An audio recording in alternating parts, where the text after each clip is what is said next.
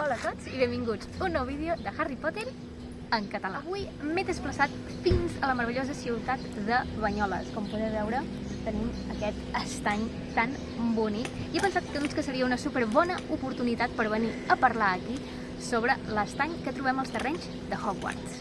Banyoles és una preciosa ciutat de 20.000 habitants situada a la comarca del Pla de l'Estany. Aquesta ciutat és famosa per aquesta quantitat d'aigua que té, que és l'estany més gros de tot Catalunya, i també és reconeguda arreu per el monstre de l'estany de Banyoles i la famosa cançó del tren pinxo de Banyoles. L'estany negre de Hogwarts el trobem situat a la part sud del castell. El castell queda a la part de dalt i té vistes a tot el que seria l'aigua d'aquest estany.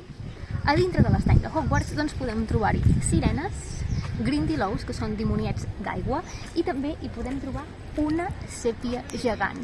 Una curiositat és que els estudiants de Hogwarts tenen permís per fer-li pessigoles als tentacles a aquesta sèpia.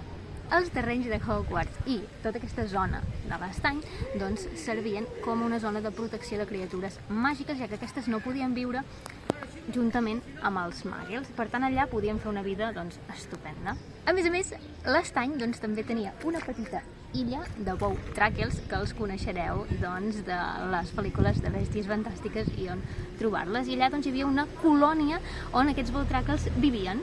Es diu que l'aigua de l'estany negre és molt i molt freda, però tots sabem que en Víctor Krum hi ha nedat perfectament, simplement amb uns pantalons, amb uns pantalonets d'anar a la piscina. Llavors, no sabem si l'aigua era realment tan freda o ell, que venia d'una zona que hi havia neu i unes temperatures molt baixes, estava molt acostumat i no li suposava cap problema. També sabem que en Harry, quan es va posar a dintre d'aquest estany negre, va dir que l'aigua tampoc tenia una temperatura tan i tan freda, però penseu que s'havia pres les branquiàlgues i s'havia mig convertit en una espècie de peix. Per tant, no sabem si la seva opinió era 100% fiable en aquell moment. A Harry Potter i la Pedra Filosofal, si us en recordeu, al principi de tot veiem com els estudiants estan arribant al castell a través d'unes barques i sabem que en Hagrid deia als estudiants que s'apropessin a la costa d'aquest estany, on ell pujava en una barca i els estudiants pujaven de 4 en 4 en aquestes barques. Però aquesta no és l'única pel·lícula on veiem aquest estany, sinó que a la tercera pel·lícula veiem en Harry, l'Hermione i en Sirius que estan sent atacats per aquests dementors.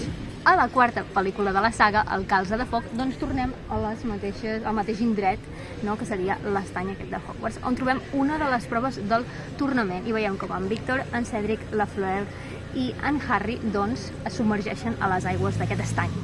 Això és tot per avui, Potterheads, i ens veiem a la propera. Malipeta, peta!